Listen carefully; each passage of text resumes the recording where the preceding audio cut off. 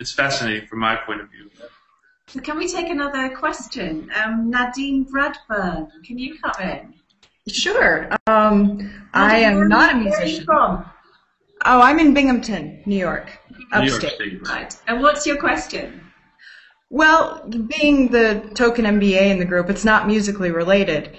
I wanted to connect with you, Josh, because I know that music education in schools is very important to you. And we're in a situation where, budgets being what they are, our school district has to cut. And it looks as though they're choosing music, to the extent that our music program is being cut by 50%. And so there are a bunch of us parents who are sort of mobilizing around this, realizing that we should have been involved a lot earlier, doing long-term strategy to keep what we have, but more immediately, what are the things that we can do right now in order to restore what we had, hire back the orchestra teacher and that sort of thing.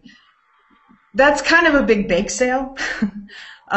So if there are suggestions that anyone out there has for maybe organizations that I can contact who can help us, guide us, give us some help, and, you know, any words of encouragement would be greatly appreciated.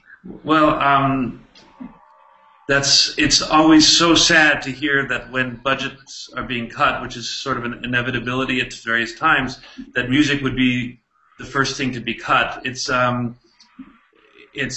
tragic, actually, because the good that music does for kids, it's so important. I always believe that music and art is as important as math and language, as it's what it means to be a human being. Music and art it's part of who we are as humans, and not to have that in school is unthinkable. How anybody can be in an executive position and say let's cut that it's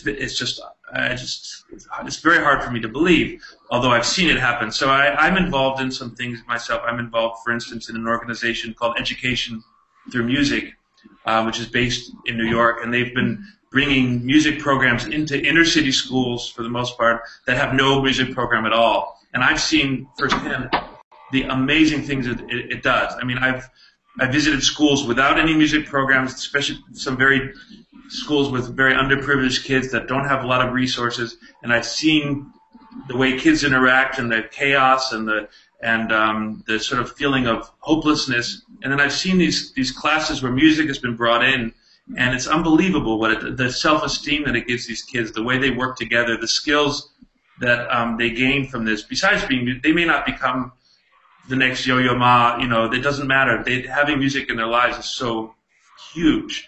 And so I'm involved in programs like that. I just came from Abu Dhabi and Dubai just this week, where I actually went and visited schools there and visited kids, and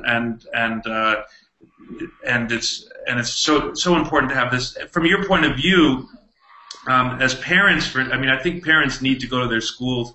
I guess as a business major, you talk about supply and demand. You have to show them that there's a demand, and you just have to make it clear to the powers that be that music is important for your kids. And so I think parents need to very much get involved and make that clear to the schools. And I don't know if this. I mean, absolutely agree with what Josh says. And actually, I would even consider trying to make a connection to local authorities, the importance of how having arts and music education in schools actually prevents a lot of young kids from getting into all kinds of trouble later on in life. Exactly. And so it directly affects their budgets on policing, their budgets on all these kinds of things. And if politicians don't realize this, it's a disaster. It's a recipe for disaster. I'm afraid to say that we are suffering the same things here.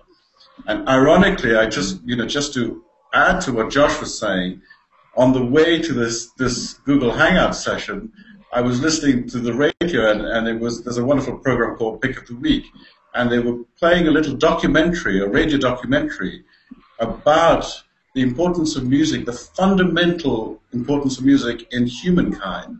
And it was fascinating coming, from the sounds of nature and how the oldest communities, the oldest civilizations have absolutely, this is intrinsic part of who we are. It's not separate. It's not a subject.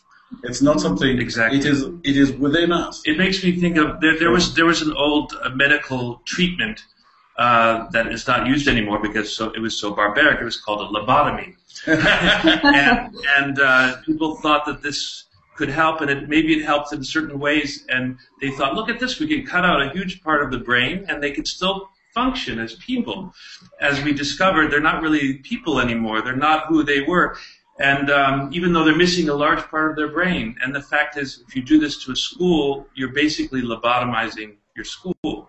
You're cutting out a very important part of who it is. And the kids may be able to function on the surface, and you might think, look at that, we saved $20,000, and they seem to be doing okay, right? And what we're not realizing is how much this is going to affect in so many ways in their lifetimes. And it's the easiest money to spend. The most productive money you could spend is to put it in music. We should be it should be the opposite direction.